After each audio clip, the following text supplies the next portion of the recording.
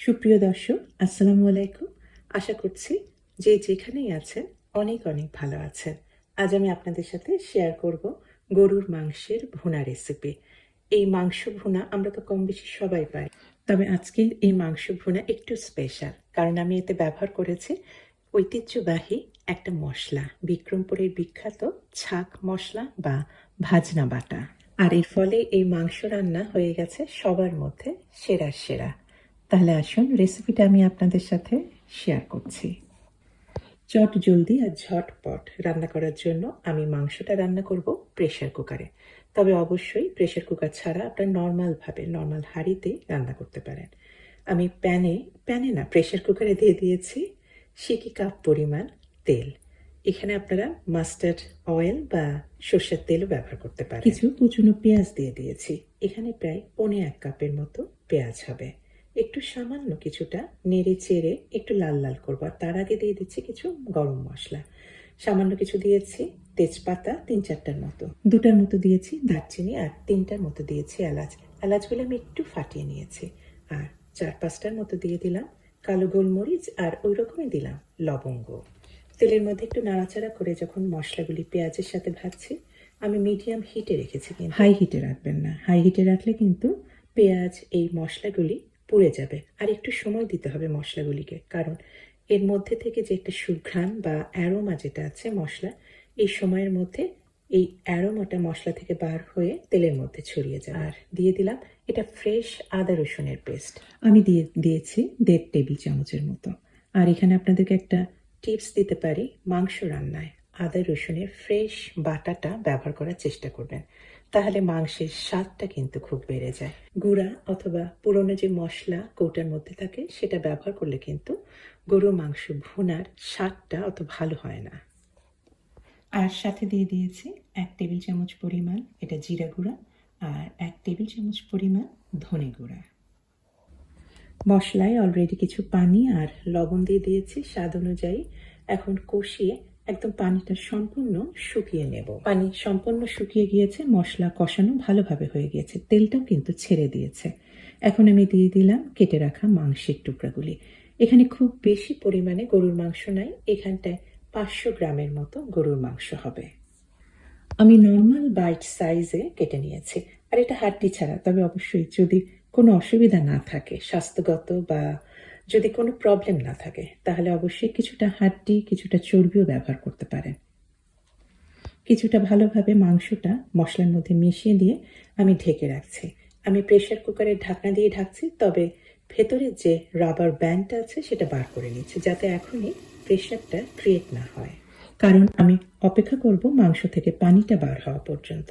মাংসের এই পানিটা যখন বার হবে, আর এই পানিটা কিন্তু সম্পূর্ণ শুকিয়ে ভুনা ভুনা করতে হবে, তাহলে এই মাংস রান্নায় কিন্তু মাংসের কোনো গন্ধ থাকবে না। কিছুক্ষণের মধ্যেই মাংস থেকে প্রচুর পানি বার হয়ে গেছে। এই পানিটাই আমি নাড়াচাড়া করে সম্পূর্ণ শুকিয়ে নিচ্ছি। মাংস সম্পূর্ণ পানিটা শুকিয়ে গিয়েছে।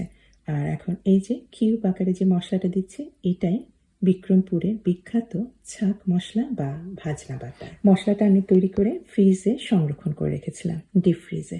সেটা থেকে একটা কিউব আমি দিয়ে দিলাম। এখানে 1 চা চামচের মতো ভাজনা বাটা বা ছাক বাটা আছে। আর সাথে দিয়ে দিলাম 1 টেবিল চামচের মতো হলুদ গুঁড়া, 1 টেবিল চামচ দিলাম শুকনা লাল মরিচের গুঁড়া।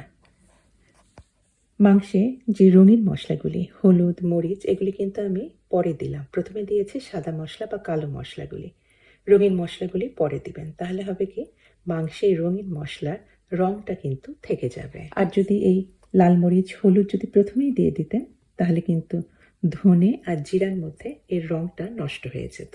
আর যে ছাক মশলাটা দিয়ে দিয়েছি সেটার রেসিপিটা আমার চ্যানেলেই আছে, সেটার লিঙ্ক আমি ডেসক্রিপশন বক্সে দিয়ে দিয়েছি, আবার আই বাটনে এটা পেয়ে যাবেন। আপনারা ওখান থেকে এই রেসিপিটা ডিটেলসে দেখে নিতে পারেন।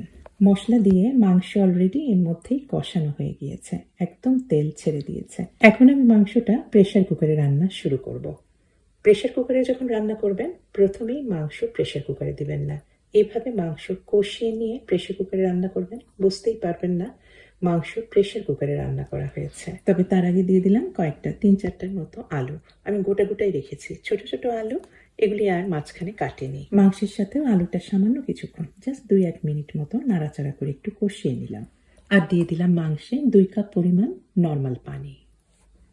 আপনারা আপনাদের প্রেসার কুকারে যেভাবে মাংস রান্না করেন সেই পরিমাণে মাংসে কি পরিমাণ পানি লাগে সেই অনুযায়ী পানি দিবেন। আমার প্রেসার কুকারে এখানে এই পরিমাণ মাংসে 2 কাপ পরিমাণ পানি হলেই যথেষ্ট। আর এখন আমি প্রেসার কুকারে রান্না করব 20 মিনিটের মতো। প্রেসার কুকারে 20 মিনিটের মতো রান্না করা হয়ে গেছে। মাংস তো সম্পূর্ণ সেদ্ধ হয়ে গিয়েছে আর ঝোলটা বেশ মাখা মাখা হয়ে গিয়েছে। এখন দিতে হবে আর একটা মশলা, ওই একটাই মশলা, ছাক মশলা। আবার দিয়ে দিলাম আর একটা কিউব, মানে 1 চা চামচের মতো। এখন জাস্ট 2-3 মিনিটের মতো মিডিয়াম থেকে একটু লো হিটে চুলায় রেখে তৈরি হয়ে গেল আমার অসম্ভব মজা, সবার সেরা স্বাদের ছাক মশলা বা ভাজনা বাটা দিয়ে আলু গরুর মাংসের ভুনা রেসিপি। রেসিপি নিশ্চয়ই পছন্দ হয়েছে।